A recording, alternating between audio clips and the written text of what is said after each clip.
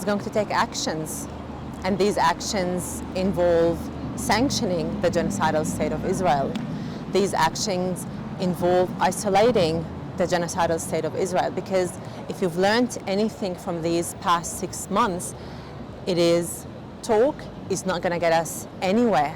We need to start taking action, because we've said it once, we've said it 100 times. The Security Council has said it, the International Court of Justice has said it.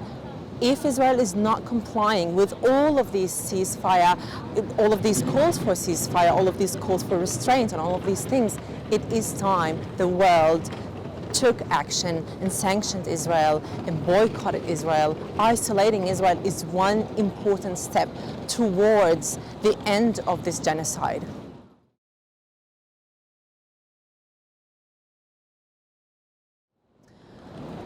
I learned that as a person, there's a lot of power inside me, and that I get a lot of this power and a lot of this strength from like-minded people.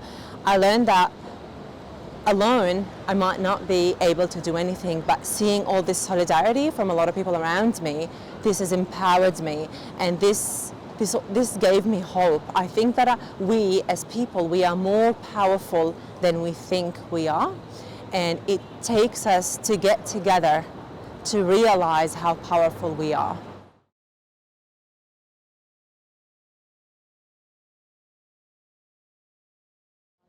Hypocrites, truly hypocrites, and manipulative when it comes to politics and in language.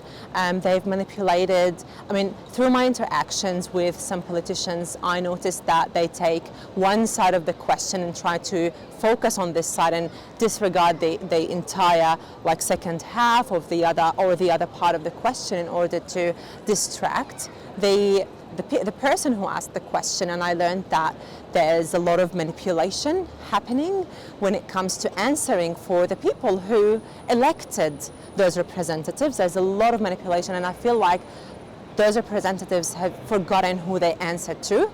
They need to answer to us. When we ask them questions, we know when they're manipulating. We know when they're trying to not answer the questions, and we know when they're trying to narrow the focus in order to distract the audience.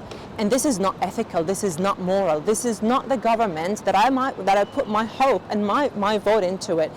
But if I've learned something about my voting here in so-called Australia, is that our voting has power. And even if it doesn't happen within the next, say, a year or 2 years, on the long run, this all is going to change. And we as a people, we are realizing how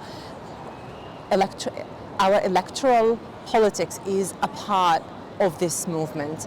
And the more people understand how this plays out in politics and how it plays out in choosing the people who we want to represent us, the more we'll see the power of our actions being represented in Canberra.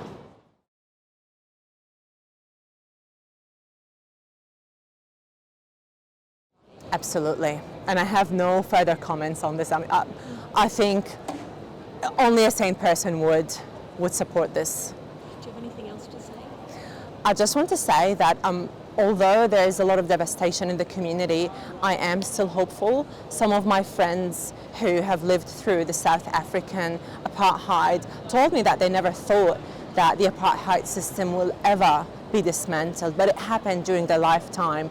And I believe everything we do here is going to lead to the end of the apartheid system in Israel. It's going to be the start of the liberation of the Palestinian people.